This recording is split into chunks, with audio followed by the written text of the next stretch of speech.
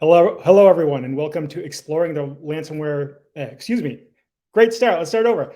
Hello, welcome everyone to Exploring the Ransomware Landscape in Healthcare. My name is Chad Holmes. I will be your speaker for the next 30 to 45 minutes. Jumping right into things, a little bit about Cynerio. We are the company hosting this webinar. Our goal is simple, but really, really hard to accomplish. We were founded in 2017, and our goal is to secure every IoT, OT, and medical device in healthcare environments, right? Really simple goal, really hard task though. 2020 was an incredibly exciting year for us. We were named a Forrester Wave Leader as well as a Gartner Cool Vendor. We also took on a round of funding. So the dozens of hospitals we had at customers then, we're working to expand to hundreds and thousands and hopefully all hospitals around the world so we can help them protect their environments and their devices from things like ransomware attacks. A little bit about me before we jump right into things. I started as a software developer, so I was hands on the keyboard writing code, started finding a lot of security issues in the software I was working on in kind of military industrial kind of systems, and didn't like how they were being handled by management and IT folks. So I jumped into the security world myself and started breaking things in a positive, good way. The people I was working with always knew I was breaking them, and then I would teach them how to fix the issues I was finding. And over my career, I've kind of continued that mindset and hoping to teach others to do the same. I found there was a lot of really, really sharp folks working in software development and working in security that with just a little bit of guidance, they could do some really, really cool things. So along those lines, that's my goal today. Today, I want to talk a little bit about ransomware and why healthcare is a very different world for ransomware against other markets. We'll talk about some risk reduction options as we go through. Of course, I'll answer any questions you have. Just go ahead and throw them in the question window, and I'll answer towards the end. And I'll also provide you resources as we go through. So you'll see that some of our research is here, and a lot of other research from folks in our industry are listed as well. So I want to give them credit. So I'll do that as we go. So a little bit about what we'll talk about today. So first, I'm going to give you the content background because this whole presentation comes from a somewhat interesting spot. So I'll talk about that for a while. And then I'll do something unusual for a healthcare presentation. I'll talk about an entirely different industry because it gives us a really good idea of what others are facing and are aware of and how we can learn from that. From there, we'll shift to more of a healthcare focused industry impact. We'll talk about the Scripps case study as well as a few others, kind of dive deeper into why healthcare is being so heavily targeted, talk about what our customers are seeing and how we help them, and of course, Q&A at the end. So first, a little bit of background about this talk. It came from an interesting spot because the spot it came from was an incredibly simple question. We were talking with an analyst. She focuses more on industrial systems, is getting more and more into healthcare. And the question she asked was really simple. When will healthcare providers face catastrophic ransomware attacks like Colonial Pipeline? And we'll talk about Colonial in a second, so exactly the details around that.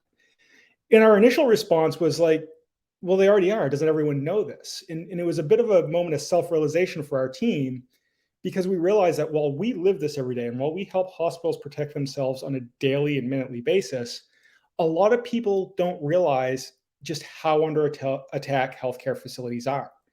And a little bit of education around that could go a really, really long way in helping not only other industries share their learnings, but hospitals share their learnings amongst each others.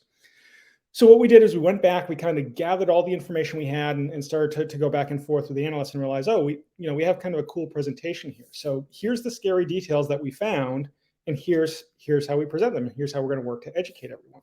And so that's a version of that is what I'm going to share with you today. And before we jump into the healthcare aspect, I want to recap Colonial Pipelines a little bit because it's important to realize that attacks on places like Colonial get a massive amount of attention, whereas the hundreds and hundreds of attacks on healthcare facilities don't really get any attention at all. And the reason is pretty simple, right? So first of all, as a recap, Colonial was shut down for about 6 days, shut down for less than a week. That impacted fuel delivery to nearly 50% of the East Coast. It went roughly from Texas to New York. And if you think about the region that covers, you hit almost every major media outlet in the United States with that region, right? So it's bound to get a lot of coverage just because of that alone.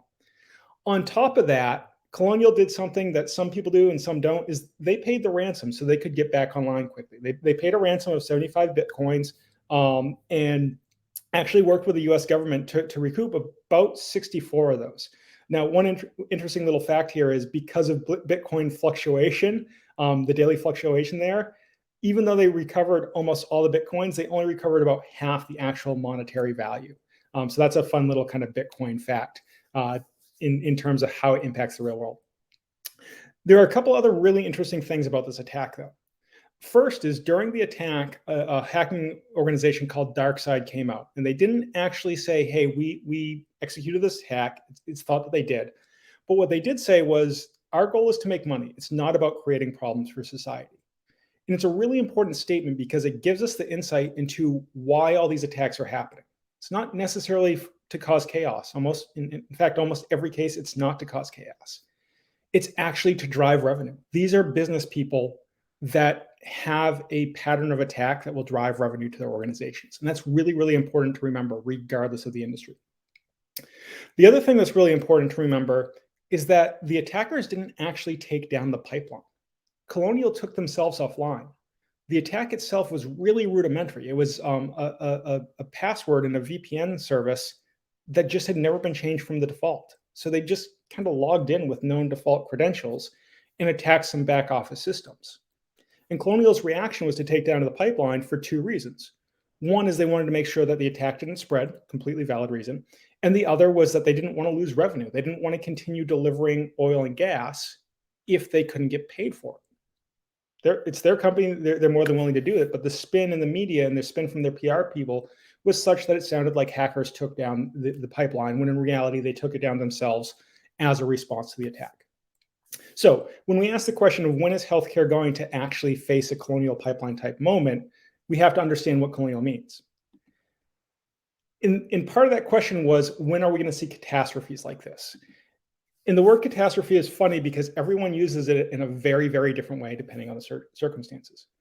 In the Colonial example, in oil and gas examples, catastrophes are lines at gas stations effectively. They're prices that go up. People sit in line, they wait for gas, they pay twice as much, whatever the case may be. And that's something that we know will always get media coverage going back 50 or 60 years, right? I think late 60s, early 70s is when all the energy crises started. And we know that every time gas prices spike, there is going to be a line of cars. So that's what catastrophe looks like within the oil and gas world. Now, it's also something that impacts almost everyone. Anyone that owns a car, or drives, or buys gas feels that much more heavily than in healthcare attacks. Because in healthcare, catastrophe is a little bit different. There's the obvious catastrophe of death, right? If dozens and hundreds and thousands of people were to die really quickly because of an attack, obviously that would be seen as a catastrophe. But the reality is that attackers aren't attacking individuals. They're not going after their care directly. They're not, for example, changing IV pump settings so that people are getting overdosed or underdosed and therefore die. And we should be somewhat thankful that they're not doing that.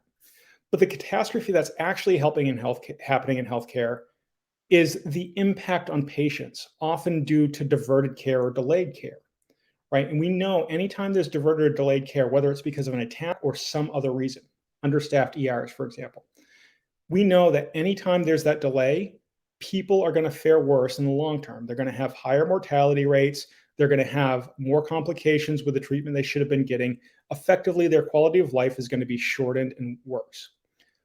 Unfortunately, in terms of media coverage, that doesn't get covered. It's really hard to measure the thousands and thousands of people that are somewhat sicker than they would have been otherwise because there is no one central location.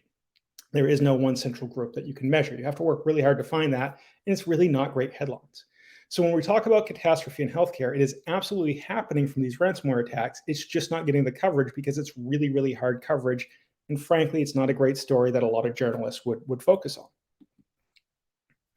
So what we think is this is an invisible catastrophe. By the way, these stats are mostly from a Ponymon report that I'll reference in a little bit. It's an awesome report. I'll talk about it in a bit, but outstanding.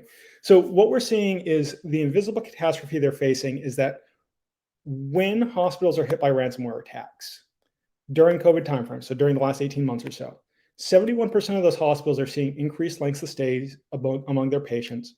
Over a third are seeing increased complications from procedures, and just over a fifth of them, almost 25%, are seeing increases in rates of mortality.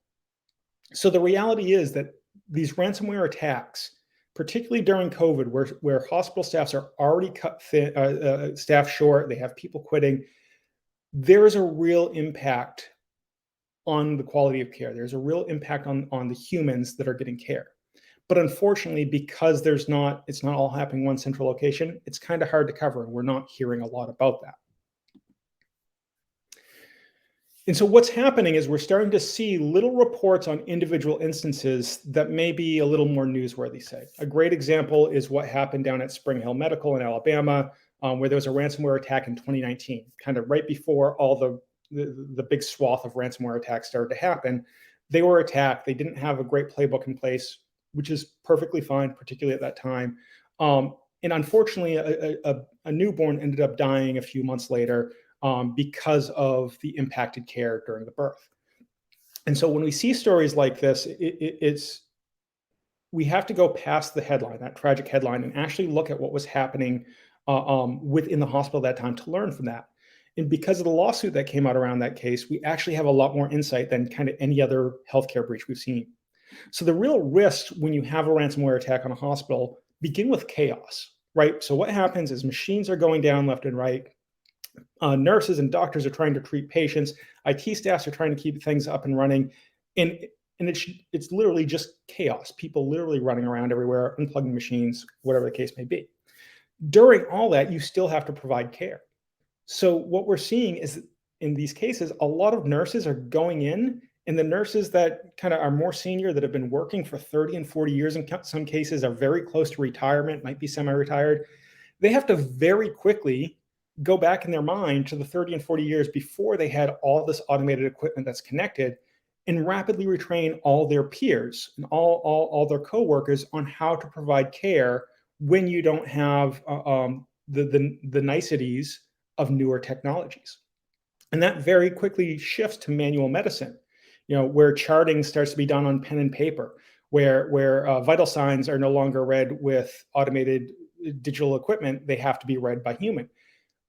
And ultimately, what we see a lot of the times is patients start getting wheeled around the hospital so they can be in one central pool or closer to a nurse's station, so they can crank up the monitors and audibly listen for any issues. So it becomes an incredibly chaotic scene. And we know that any chaos is going to likely lead to impacted care. But again, with the lawsuits that are starting to come out, we see exactly what that impact in care looks like. We had one group of anesthesiologists in this case texting back and forth that they're putting lives at risk. They have to do emergency surgeries, but they didn't have access to medical records like they expected. So they were going by best practices and not the actual details of the individual patient in terms of figuring out what the dosages would be. They had doctors complaining that labs had to be printed out instead of typed into a machine and run rather quickly. It gave more room for error as people were running around with lab orders. And we had at least one nurse kind of texting with someone else, I need to run away. I can't do this anymore. I'm too stressed. Now, remember, this is 2019 before COVID hit. And that last one is, at least in my opinion, where we're going to see the biggest impact on healthcare long term. Beyond the stress that's happening due to COVID on caregivers, the ransomware attacks is accelerating that stress significantly. And so what we're seeing is a lot of collateral damage from these attacks. We're seeing staff exhaustion, where not only nurses and doctors are quitting at record rates, mostly due to COVID, but also IT and technical staff are quitting at record rates because of the ransomware attacks they're seeing. And hospitals are taking massive hits on both sides of that equation. The long-term health is being compromised, kind of like we talked about before. Anytime you delay care, there are ramifications that are immeasurable. They're really difficult to figure out exactly what we are, but they know they're bad. And we know that ultimately lives are lost, shortened, or complicated due to this delayed care. So the real risk for you or I when we go to hospital, our grandparents, whoever it may be, if there's an attack, we're going to have an impact on our lives as well as all the other patients there. And that's a really scary thing. Beyond that, though, we're starting to see even bigger impacts on the industry as a whole. Now, these are 2020 numbers. The 2021 numbers will be out soon, so I'm really interested to see where they go up. In 2020, there were 92 reported ransomware attacks. 600 providers were impacted. There were 18 million records exposed, and the overall cost on the industry was $20.8 billion. Now, likely all of these numbers are going to go up. We know at least one has. That third number is now 40 million. In 2021, to date, we have another month and a half to go. Over 40 million patient records have been exposed. So that's doubled in the last year alone. That last number, the nearly 21 billion with a B, I also often call the March Madness number. If you're a basketball fan, even if you're not, March Madness is where we all watch basketball while we're at work, and everyone says, hey, the industry impact is trillions of dollars in lost work. It's an impossible number to wrap your head around. How real is it?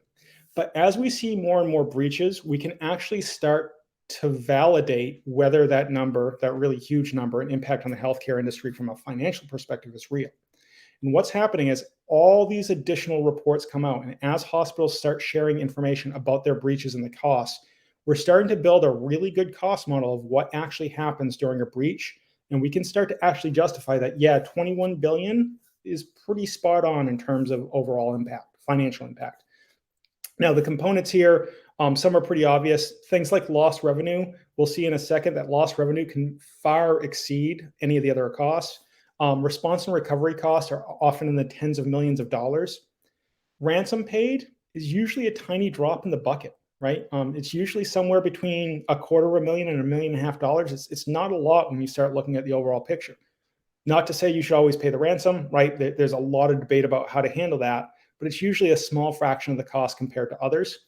Now, on the good side of things, there is cybersecurity insurance that covers some of these costs, but as we'll see in a second, it's usually not all that much.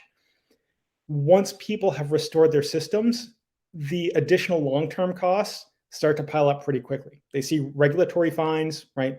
HIPAA, for example, can fine up to $1.5 million per breach, but how they define breach, that 1.5 can be multiplied very quickly. There's pending litigation that can far, far outweigh any of the other costs. That can often be in the hundreds of millions. And then one really interesting, in an evil way, by the way, but one really evilly interesting thing we're seeing is repeat attacks. Because when attackers go in, they just don't go and attack you one afternoon. They sit in your environment for months and quarters and sometimes years. And they scope out your environment, they figure out where the weaknesses are, and when they finally pull a trigger, they often have a good idea of where there are other weaknesses to attack in the future. So if you don't pay the ransom and you restore your system, they're just going to go and attack another section that you didn't know was weak. And so it's becoming, frankly, a real mess, and an incredibly costly mess at that, that's having a huge financial impact on healthcare when that money should be better spent in other places, such as providing care. And so getting to the actual kind of dollars and cents of this, what I want to do is look at Scripps Health with you and compare it to that Colonial Pipeline attack. And we can see that the attacks on healthcare are significantly larger, at least in this instance and many others, than Colonial. But Colonial gets all the press because of kind of where it exists in the world and how energy is covered versus healthcare. So if we look back in time a little bit, on April 29th, 2021, Scripps was, detected some malware. They didn't announce it right off, but this is when the whole attack started on Scripps. Just a week later, so May 6th, Colonial shut down. So they were undergoing an attack at the exact same time. Not the same attack, not the same attackers from what we can tell. They just happened to be in the same exact time frame, within a week or so of each other. 4 days after Colonial shut down, Scripps made a public disclosure. So it took them about a week and a half to disclose that the attack was underway, and that they had been a victim of the ransomware attack. And 2 days after that, Colonial was back up and running, right? So in a matter of 6 days, Colonial went from fully attacked to back up and running. They paid a ransom, they were back online, and I promise you they recouped the costs to get back online, as we all paid for higher gas prices. Scripps, meanwhile, was down for nearly another month. It was about a 4-week full attack. And because of Scripps' corporate structure, they had to release the financial impact of the attacks back in August. So they were down almost the entire month of May. Come August, they released financial disclosures that gave us a real idea about what the real cost to a hospital is during one of these attacks. Now remember, Colonial was only about $4.5 million in total costs. Scripps, on the other hand, was massive. They lost nearly $100 million in revenue. It took them over $20 million just to respond and recover, just to get back up and running. It was $20 million. They currently have $600 million in pending litigation. We have no idea what the regulatory fines are going to be. And at the end of the day, cybersecurity insurance only paid about $6 million of the $110 to $120 million in total costs, a drop in the bucket. And so it becomes pretty obvious that while Colonial got all the press, Scripps was actually the one that took the brunt of the costs in attacks like this. And the reality is, it's just not Scripps, right? If you look at the UHG breach, that cost nearly 70 million. University of Vermont cost 63 million to recover. Sky Lakes was relatively lucky. It cost about 10 million to recover. And Ireland's healthcare system cost over 600 million, and they're still struggling to get back up. And if you kind of look at these and you realize, okay, that's a huge lift to get back up and running, we also know that there's hundreds of other attacks happening, whether they're reported or not. The Ryuk family of ransomware in 2020 alone collected $100 million in ransom, with the average ransom, kind of as I said earlier, being somewhere between $250,000 and $1.5 million. Some back of the envelope math points to at least 100 attacks that they collected ransom payments on there alone. So we're not just seeing one or two hospitals, we're seeing dozens and hundreds of hospitals being attacked, some some paying the ransom and hoping the ransomware attackers put their systems back online. Surprisingly, they do that quite often. And some saying, no, we refuse to actually work with the attackers. We're going to restore it ourselves at a cost that is significantly higher than the ransom would have been. And it's really easy to say, this isn't fair. Why target healthcare? We're going through COVID-19. Why would anyone do this? And the first answer is, one, they're bad people. The second answer is they see an opportunity. If you remember back to that statement on the Colonial Pipeline attack, they're business people first, and they see an opportunity to drive revenue. And the first reason they're attacking healthcare is because it's an incredibly vulnerable footprint. We know that in the US alone, there are at least 5 million devices that are operational, connected to networks, and have critical level vulnerabilities, right? They're just sitting there waiting to be attacked. We also know that those devices are interacting with EPHI in some way, and that data and EPHI records is incredibly valuable. Just a few months ago, it was thought that EPHI data was worth about 3 times more than credit card data, just as an example. In reality, we've seen that spike through the roof recently, and it is now considered, EPHI data is now considered 20 times more valuable compared to credit card information. And the reason is pretty simple. If you have my credit card information, you have my name, my address, my credit card number, expiration date, a few other things. If you have my medical records, you have my name, probably most of my addresses from the past, my medical history, my social security number, my parents' names, all that information for them, maybe my siblings' names. It's just a treasure trove of information. So attackers have started paying much more money for EPHI data, or selling it for much more money, because it's just significantly more valuable, and therefore it makes hospitals a much more enticing target. And we also know that 75% of network traffic in hospitals is unmonitored. So attackers can go in there. They can go in through these vulnerable devices. They can attack. They can sit there for months and wait to pull the trigger, and then repeat attacks as needed. So healthcare in itself, the environments are much more vulnerable than a lot of other environments. And the industry itself is also vulnerable. Healthcare is unlike other industries, right? Healthcare focuses on care first. They don't focus on revenue first. So the industry goals are not aligned with things like retail or insurance or banking, where they can put a dollar value on everything. In healthcare, care always drives decisions. So care is the priority. Outages are not acceptable. And when you have an extra $100,000 to spend, it almost always goes towards patient care over things that may be considered less important, like, kind of deep cybersecurity practices. That's not a bad thing, by the way. We want hospitals to provide care. We just need to kind of educate them where additional spend is needed for non-care related items. We also know that hospitals have regulatory requirements that a lot of places don't. They are compelled to report attacks, right? In the United States, HIPAA, for example, requires that attacks of more than 500 records be reported, and then they go and post the details on a wall of shame. The goal there is to educate people about whether their data has been breached, but in reality, this is actually helping to inform attackers while also making victims of attacks feel more shameful than willing to help and educate others on what they went through. So while those regulations came from a good spot, they're somewhat counterproductive because of how that data is being used.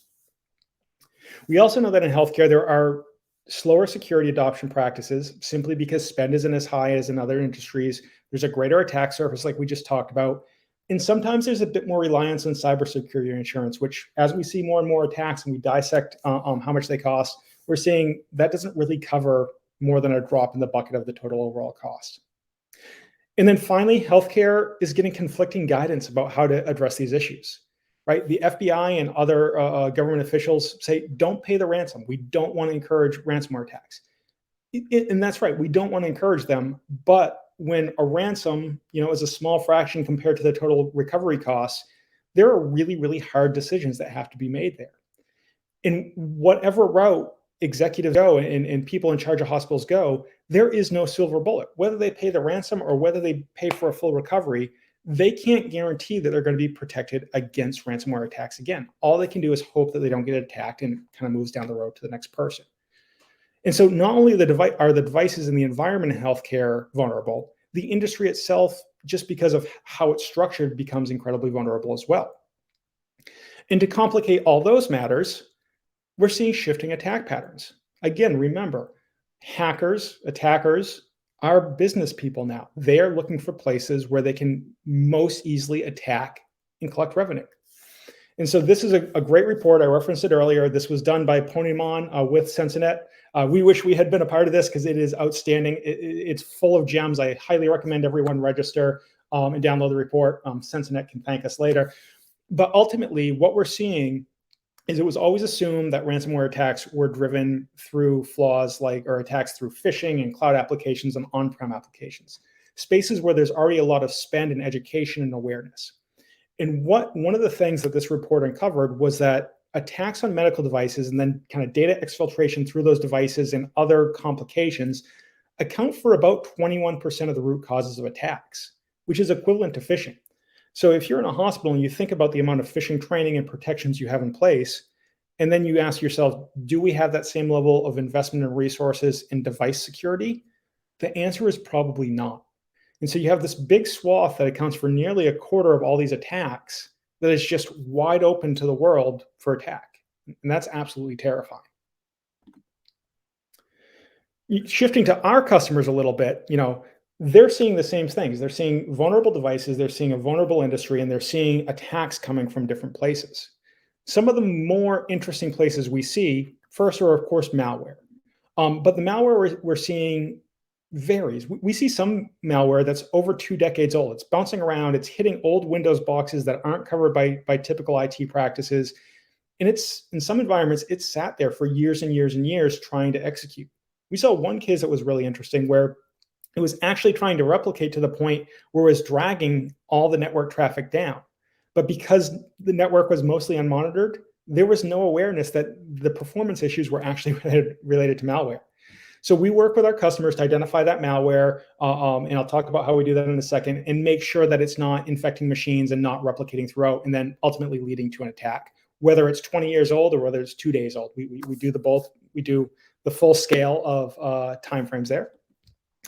We also work with customers to identify where they may be susceptible to things like EPHI exposure or other data exfiltration. Clearly, no hospital wants to make their patient data accessible, right? No one has any goals to do that. But also they are very afraid of the fines that would come along with that. Again, about $1.5 million max, but that $1.5 million multiplies very, very quickly when you look at different attacks. So we work with customers to identify where exposure may occur. One thing that customers have asked us quite a bit is we kind of have a grasp on how many devices we have. We think we know all of them, but not really. But when it's time to actually secure them, we know that MDS2 documents exist. We have no idea how to collect them all. So one thing our team has done is actually digitize all the MDS2 documents, made them available. This wasn't even a main function. We just kind of did it because our customers needed it and they absolutely loved it. And then we have all kinds of unknowns that our customers are working with our Cynerio Live team to talk about, whether it's a response during an active attack, whether it's, hey, we're getting 5G in our city, what threats do we have to face? There are just massive unknowns when it comes to security, specifically in the device space that we work with, but adjacent spaces as well that we help them solve.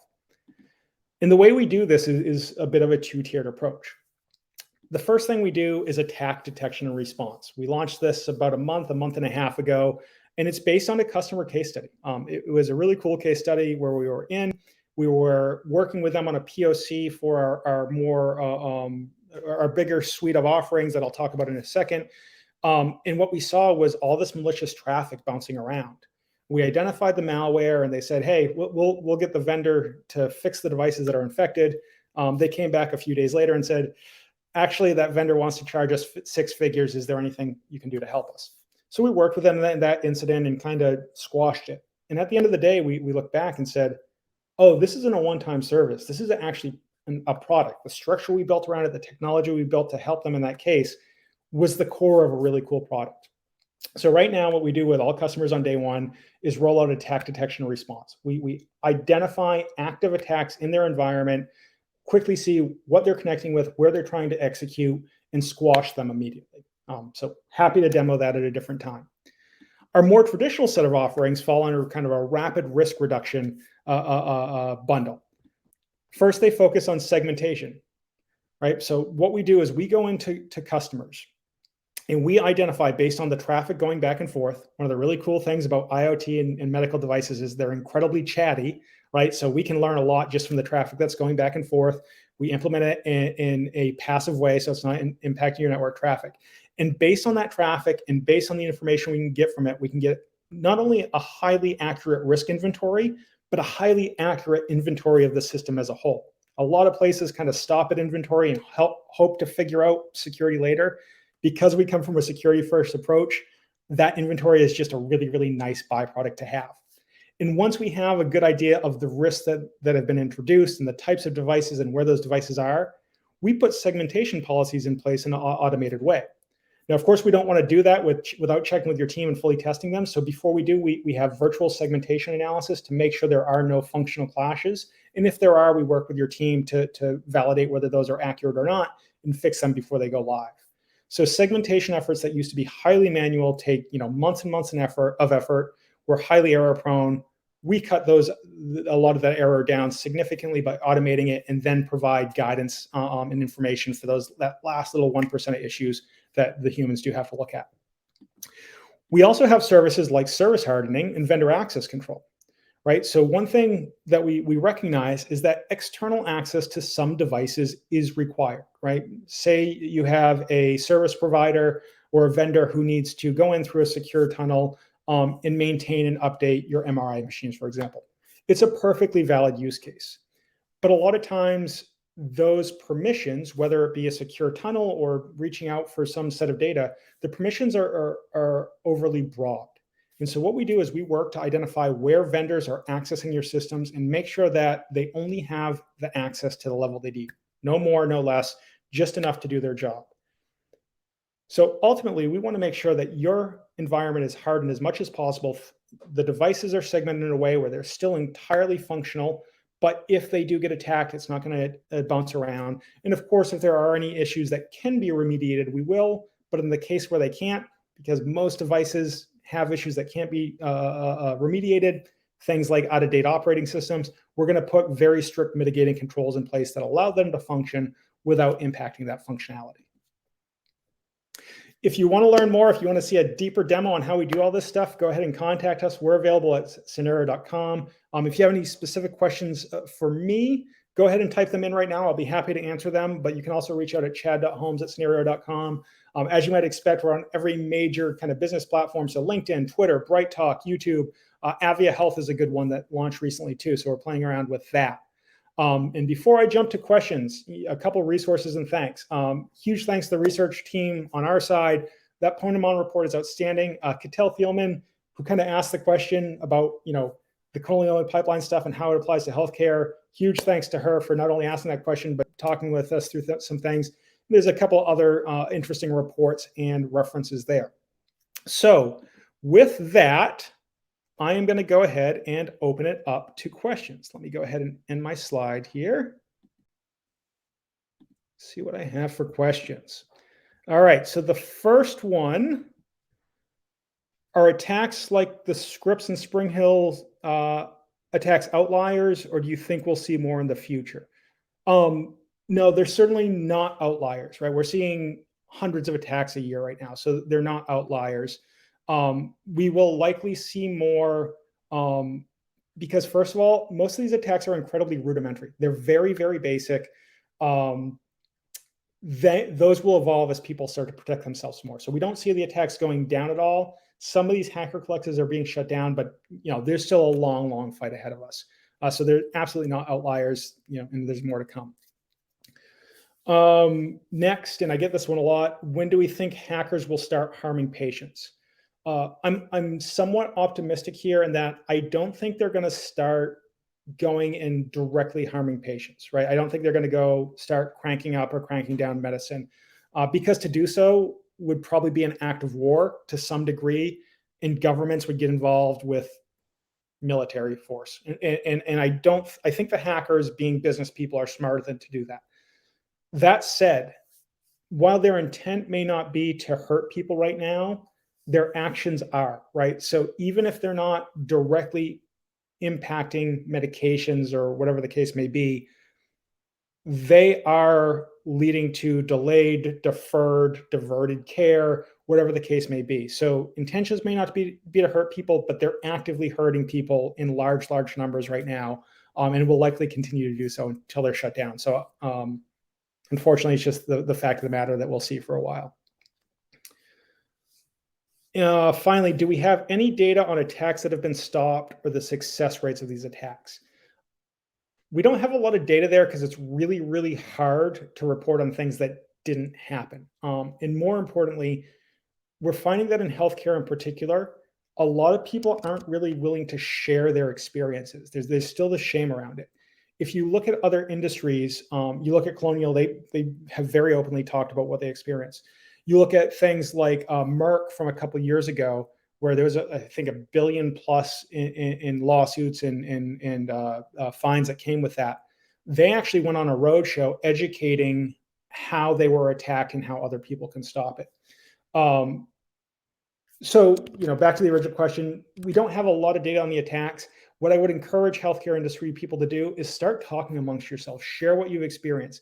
It takes a lot of bravery to step forward and say, hey, here's what we went through. Sometimes folks are compelled to do that. SpringHill, for example, I'm sorry, not SpringHill, Scripps, for example, had to go and publish their numbers just because their corporate structure. What I would say is, at least behind closed doors, start talking to your colleagues in other organizations about how you handle this so you can educate each other. And then maybe start speaking at conferences and other places, because the more we can share our experiences, the better the practices are going to become over time. All right, let me see. Any others? Nope, that is it for today. So thank you all for coming. Again, if you have questions, reach out to Cynerio or reach out to me. I'm chad.holmes@cynerio.com. We have another webinar coming up next month. It's a small hospital webinar. So if you have a small to medium-sized hospital, you're wondering how to address some of these challenges without kind of the scale of finances that the bigger places have, make sure to sign up for that. All right. Thank you, everyone. Have a great day. We'll talk soon.